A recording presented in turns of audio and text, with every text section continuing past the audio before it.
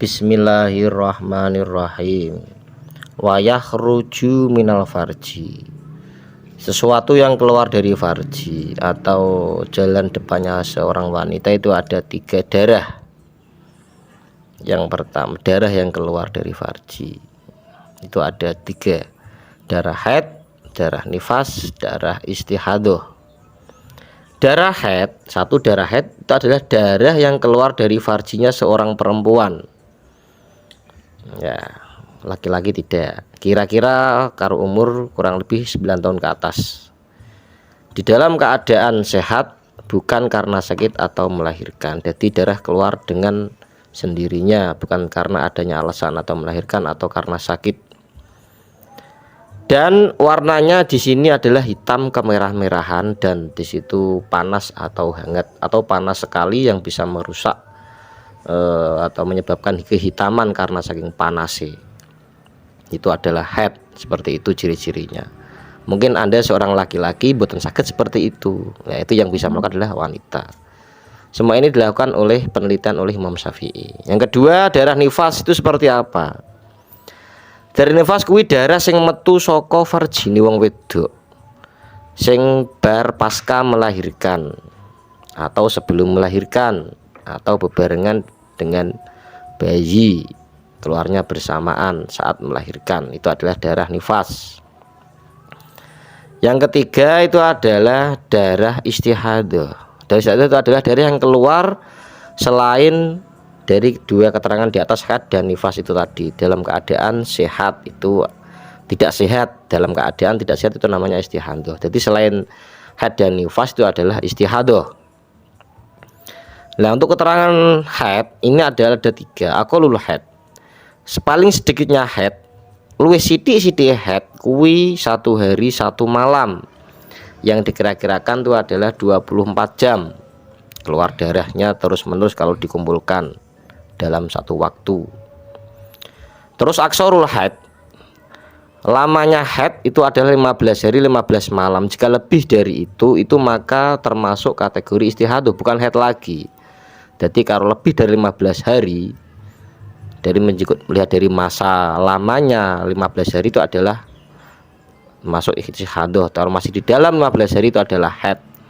Terus umumnya haid itu adalah 6 hari atau 7 hari, umumnya secara umum.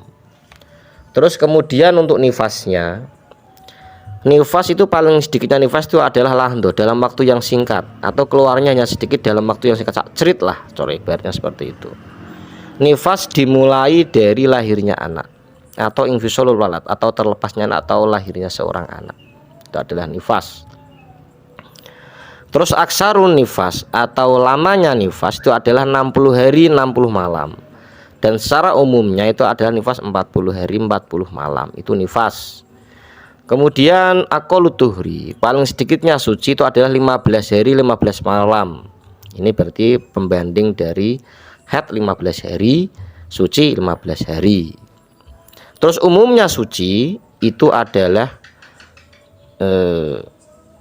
dilihat dari umumnya haidnya. Jika haidnya 6 hari maka sucinya 24 hari. Jika sucinya 7 hari maka jika haidnya 7 hari berarti sucinya 23 hari, karena kita melihat hitungan tanggalan itu rata-rata 30 hari. Kita potong haidnya misalkan 6, berarti tinggal sisanya 24. Jika haidnya 7 hari sisanya berarti 23 hari sucinya. Terus untuk masa haid bagi seorang wanita itu adalah waktu mulai haid bagi perempuan itu adalah umur 9 tahun. Dihitung dengan menggunakan hijriah atau komariah, hitungan bulan, bukan hitungan masehi. Itu secara umumnya. Atau mungkin bisa lebih maju sedikit atau mungkin lebih dari 9 tahun. Itu secara umumnya. Tanpa adanya sakit atau apa-apa, darahnya memang darah, tidak ada apa-apa, tiba-tiba keluar darah, itu berarti haid. Mulai haid pertama kali. Di sini ada patokan kurang lebih umur 9 tahun. Terus kemudian untuk haid tadi seorang perempuan 9 tahun. Jadi kalau seorang wanita kok umur sudah 9 tahun belum keluar, ya jangan dipaksa keluar. Nanti entah 10 tahun atau 11 tahun kadang-kadang baru keluar darah. Jangan takut, karena itu kemungkinan kalau tanpa ada penyebab sakit atau apapun itu adalah haid untuk seorang perdana, seorang wanita. Terus aqallul hamli, paling sedikit orang mengandung itu adalah paling cepat adalah 6 bulan. Itu waktu paling singkat, paling pendek. Dan secara umumnya orang mengandung itu adalah rata-rata 9 bulan. Dan paling lamanya itu adalah 4 tahun. Karena ada suatu kisah 4 tahun itu adalah Imam Syafi'i. Entah Imam Syafi'i atau Abdul Qadir kurang paham, paling setidaknya pernah ada riwayat itu seorang ulama besar dikandung ibunya dalam waktu 4 tahun. Wallahu a'lam bishawab. Bismillahirrahmanirrahim. Wa yahrumu bil haidi thamaniyatun asya. Haram bagi seorang haid dan nifas itu melakukan 8 perkara yang berbentuk ibadah. Yang satu, sholat, baik sunnah atau wajib atau sunnah. Tilawah juga tidak boleh, syukur tidak boleh. Kemudian puasa, baik puasa sunnah juga tidak boleh, wajib apalagi, pena atau los. Nomor 3, membaca Al-Quran, membaca. Terus keempat, memegang mushaf, kertas di dalam Al-Quran atau membawa Al-Quran.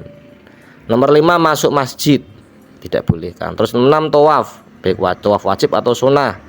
Nomor 7, hubungan suami istri atau wati. Jika dilanggar maka disunahkan sedekah 1 dinar jika darah masih merah. Tapi jika pada waktu melanggar, jenenge wis ora seronto ngono kira, ora sabar, kok darah wis kuning, maka di situ sedekahnya setengah dinar.